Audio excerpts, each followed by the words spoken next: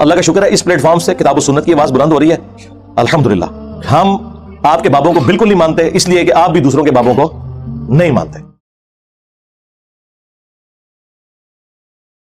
مہربانی فرما کے زیر ناف بالوں کو کہاں سے کہاں تک صاف کیا جائے اس کا بھی حوالہ اور رہنمائی فرما دیں. شکریہ.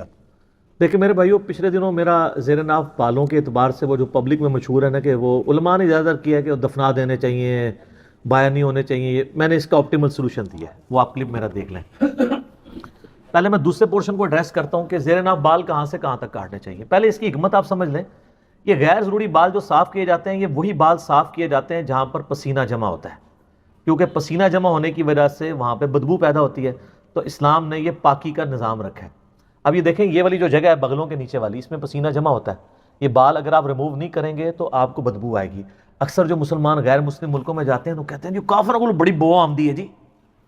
وہ کافروں سے بو اس لیے آ رہی ہوتی ہے کہ وہ پاکی نہیں کر رہے ہوتے.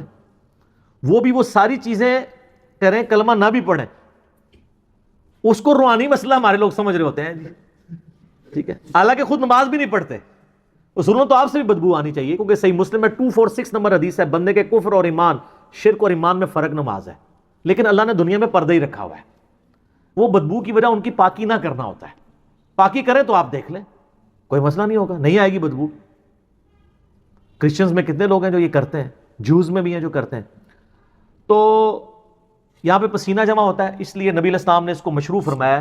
صحیح مسلم میں حدیث ہے، نبی علیہ السلام نے زیر ناف بال، بغلوں کے بال اور ناخنوں کے لیے 40 دن کی مدت مقرر فرمائی ہے کہ 40 دن میں ایک دفعہ تو لازمی کرنا ہے. ویسے تو ہر ہفتے میں ایک دفعہ کرنے چاہیے. مسلم شریف میں حدیث ہے، بخاری مسلم دونوں میں حدیث ہے کہ جمعے کا غسل ہر مسلمان پہ، مرد و عورت کے اوپر، مسلم کے اوپر، اس میں مسلم کے الفاظ ہیں سر، بریلوی دیوبندی نہیں ہے، اہل حدیث نہیں، شیعہ نہیں، یہ واجب ہے. اور اس کی ایکسپلینیشن صحیح مسلم میں کہ ہفتے میں کسی ایک دن کریں، جمعے کا دن ہو تو زیادہ بہتر ہے. جس میں الفاظ ہیں جس میں وہ اپنے جسم کی صفائی کرے. صفائی میں صرف میل اتارنا نہیں ہے، یہ غیر ضروری بالوں کو بھی صفائی کہا جاتا ہے. یہ عربی لنگوسٹک میں محاورتاً بات یوز ہوتی ہے. جیسا کہ بخاری کے اندر حدیث موجود ہے کہ نبی علیہ السلام نے فرمایا کہ جب بچہ پیدا ہو تو اس کی طرف سے عقیقہ کرو اور اس سے گندگی کو دور کرو. اور ترمذی ابو داؤد میں وہ گندگی کیا ہے؟ اس کے بال ریموو کرنے ہیں آپ نے، جس میں کہتے ہیں چانڈ لوانا. اور وہ فرمایا کہ 7ویں دن عقیقہ کرو، ترمذی ابو داؤد میں، اس کا نام رکھو اور اس سے گندگی دور کرو، اس کی طرف سے صدقہ اور خیرات کرو. تو یہ ان جگہوں پہ پسینہ جمع ہوتا ہے. اسی طریقے سے جو ران کے جو جوڑ ہیں وہاں پہ پسینہ جمع ہوتا ہے، جس کو آپ یعنی تھائی کہہ لیں. تو تھائی پوری کے بال ریموو نہیں کرنے ہوتے، صرف اتنے حصے کے جو شرمگاہ کے ساتھ ٹچ کر رہا ہوتا ہے.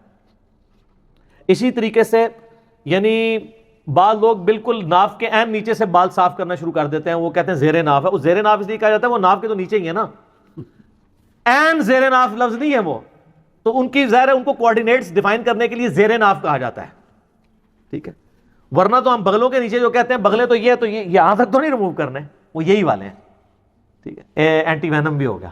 تو زیر ناف سے مراد ہے کہ جتنے حصے میں یعنی شرمگاہ ٹچ کرتی ہے، چاہے وہ ران والا حصہ ہو یا اوپر والا. اور اس کا بڑا آسان طریقہ ہے کہ پیٹ کا جو جوڑ ہے نچلے دھڑ کے ساتھ، جہاں پہ پیٹ ختم ہوتا ہے نا، وہ ناف سے تھوڑا نیچے جا کے ختم ہوتا ہے، اس کے بعد سے جو حصہ ہے نا وہ آپ نے بال صاف کرنے شروع کرنے ہیں. شرمگاہ کے اوپر جتنے بال ہیں، دائیں بائیں جو حصہ شرمگاہ سے ٹچ کرتا ہے یعنی وہ جہاں پہ پسینہ جمع ہوتا ہے وہ، حتیٰ کہ جو بڑے استنجا کرنے کی جگہ ہے وہاں تک. پیٹھ وغیرہ کے بال ریموو کرنے کی ضرورت نہیں. یہ اتنے پورشن کے. کچھ چیزیں اللہ تعالیٰ نے نیچر میں ایسی رکھی ہیں کہ جو اللہ تعالیٰ نے شرعی احکام کے طور پر نبیوں کے ذریعے فطرت کے طور پہ تعلیم کی. اللہ تعالیٰ چاہتا تو آپ ختنے سمیت بھی پیدا ہو سکتے تھے نا، بے شک. لیکن اللہ تعالیٰ نے یہ ایک شرعی فریضہ رکھنے کے لیے اسی طریقے سے آپ کو پیدا کیا. دیکھیں یہ ختنے والا تو معاملہ ہی چھوٹا ہے، باقی ہر چیز پرفیکٹ ہو کے نکل. کان کسی کاٹنے پڑتے ہیں پیدائش کے بعد، ناک کو چھوٹا بڑا کرنا پڑے تو مصیبت پڑ جاتی، ختنہ ہی صرف کروانا پڑتا ہے. تو یہ اللہ تعالیٰ نے ایک دینی فریضے کے طور پہ رکھا. اللہ چاہتا تو کئی لوگ ابھی بھی ایسے ہیں جو نیچرلی پیدا ہوتے ہیں، ان کے ختنہ ہوا ہوتا ہے، وہ آپ اس کو کرامت بنا رہے ہوتے ہیں. وہ کافروں کے گھر بھی ایسے لوگ پیدا ہو جاتے ہیں، جیسے کسی کا 6 انگلیاں لگی ہوئی ہیں، وہ کہتے ہیں بڑا بزرگ ہے، وہ کوئی بغیر پیدا ہو گیا. اس طرح نہیں ہوتا. تو وہ نیچرل ہو سکتا ہے کسی کے ساتھ. تو نبیوں کے ذریعے اللہ نے وہ فطرت کی چیزیں بتا دی.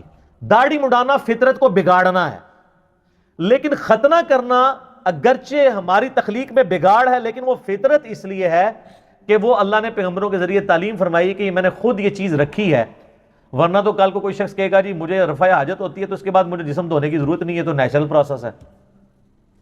تو ہم رفع حاجت کے بعد، وہ کافر بھی ہے وہ بھی ٹیشو پیپر کے ذریعے صفائی کرتا ہے نا، اسے فطرت تو نہیں سمجھ رہا ہوتا، اس کی صفائی کرنا فطرت ہے۔ اس طرح یہ کرنا یہ فطرت اس لیے ہے کہ جو لوگ خطرے نہیں کرواتے ہیں وہاں پہ کھال کے اندر میل جم جاتی ہے اور مختلف بیماریوں کا سبب بنتی ہے، وہاں پہ پسینہ جمع ہی رہتا ہے، میل جمع ہی رہتی ہے، اس سے وہ ایکسپوز ہو جاتی ہے کھال۔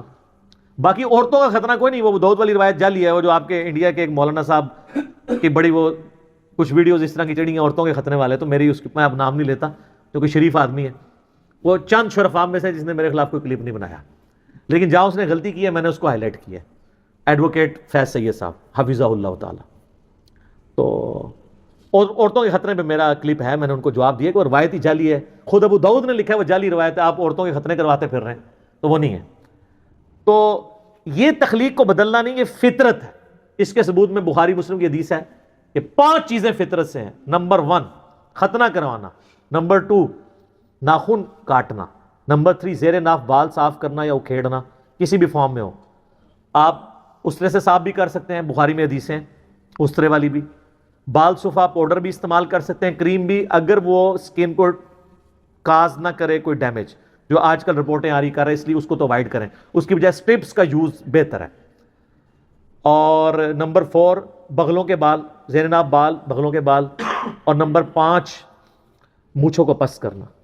اور مسلم شریف میں 10 حدیثیں ہیں فطرت میں، ان میں داڑھی بڑھانا بھی فطرت میں ہے، مسواک کرنا، کلی کرنا، یہ ساری چیزیں فطرت میں داخل ہیں۔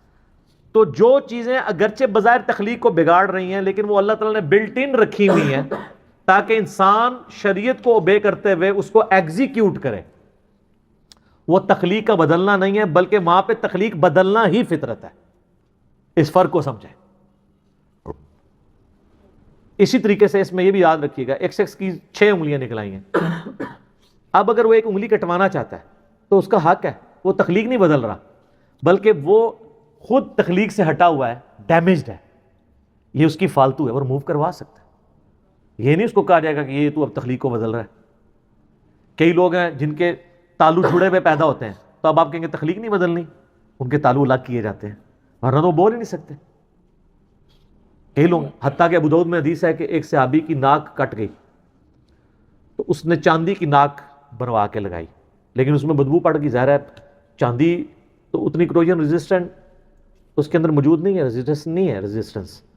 پھر نبی علیہ السلام نے ان کو حکم دیا کہ سونے کی چاند جو ہے ناک بنا کے لگواؤ، پھر اس نے سونے کی ناک لگائی، ظاہر ناک کے بغیر تو بندہ بڑا عجیب ہی لگتا ہے نا، تو سونے کی ناک بھی، آپ حالانکہ مرد پہ سونا حرام ہے، لیکن اس بڑے ضرر سے بچنے کے لیے جو چہرے کا بگاڑ ہے، سونے کا آپ دانت بھی لگوا سکتے ہیں، لیکن سونے چاندی کے برتنوں میں کھانا کھانا حرام ہے۔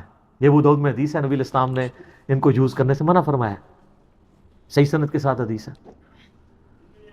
تو سونے کا دانت اگر کسی نے لگوایا ہے، اس کی وفات ہو گئی، تو اب یہ نہیں ہے کہ اس کو دانت سمیت ہی دفنا دیں، آپ دانت اتروا سکتے ہیں، کیونکہ وہ ایک قیمتی چیز ہے، اس کے ساتھ ضائع نہ کریں۔ لیکن جو ہماری میتیں فوت ہوتی ہیں ان کی شیو کر رہے ہوتے ہیں، آپ کو پتہ ہے نا، شیو کر کے دفنا رہے ہوتے ہیں، ایسے لوگ بھی ہیں، وہ عجیب لگ رہا ہے بندہ۔ اور بعض کو بہت جاہل ہے تو وہ تو غیر ضروری بال بھی صاف کرتے ہیں، لیکن یہ کام کرنے کی ضرورت نہیں ہے، مر گیا تو وہ اللہ کی امانت ہے، اللہ کے سپرد کرے۔ البتہ اس کے جسم پہ جو کپڑے ہیں، یہ کوئی قیمتی چیز، کوئی عورت ہے اس کی کان میں بالیاں ہیں، وہ آپ نکال لیں، وہ ظاہر زندہ بندوں کی ضرورت ہے۔ کپڑے بھی احتیاط سے اگر اتر سکتے ہیں تو اتار لیں، زندہ بندوں کی ضرورت ہے۔ اور لوگ وہ ڈرتے ہیں، وہ کپڑے پہنتے ہوئے ڈر رہے ہوتے ہیں کہیں ماری نہ جائے، اس طرح نہیں کوئی مرتا میرے بھائی۔ اور میں حیران ہوتا ہوں، یہ سپرسٹیشیس چیزیں مسلمانوں کے اندر ہیں، وہ مسلمان جو اللہ میں بلیو کرنے والے ہیں، جو پوری دنیا کو کہہ رہے ہیں کہ جب موت آئی ہو نہ ایک لمحہ آگے ہو سکتا ہے نہ پیچھے، یہی کہتے ہیں نا، اور خود وہ میت سے ڈر رہے ہوتے ہیں۔ آپ کسی بندے کو نہ اکیلا میت کے ساتھ چھوڑ دیں اور باقی کہیں نہیں سارے گھر والے دس جا رہے ہیں، تو انہیں اکیلا میت کے پاس بیٹھنا ہے، وہ زندگی میں اس بندے سے نہیں ڈرتا ہوگا لیکن مرنے کے بعد ڈر رہا ہوگا۔ یہ کہاں کا مسلمان ہے، کہاں کا ایمان ہے؟ ٹھیک ہے، اس نے کوئی زندہ نہیں ہونا میرے بھائی۔ اس طریقے سے کچھ بھی نہیں ہونا، تو لوگ یعنی مردے سے ڈر رہے ہوتے ہیں. یہ ایک یعنی ایک المیہ ہے مسلمانوں کا.